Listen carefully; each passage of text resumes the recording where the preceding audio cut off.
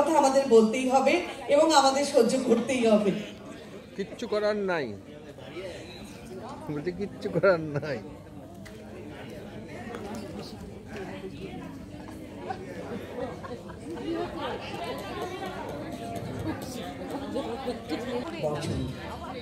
সবাইকে আমার যারা সিট গ্রহণ করে বসে আছেন, ছোটদের আমার অনেক স্নেহের ভালোবাসা এবং নমস্কার বলতে আমি রবীন্দ্রসঙ্গীত গান পরিবেশন করছি। হ্যাঁ, কৌশিক ভাই আমার খুব ভালো এবং আমার এক ভাই পুরো নাম কৌশিক, তাই কথাটা আমার খুব মনে থাকে। দুটোই কে?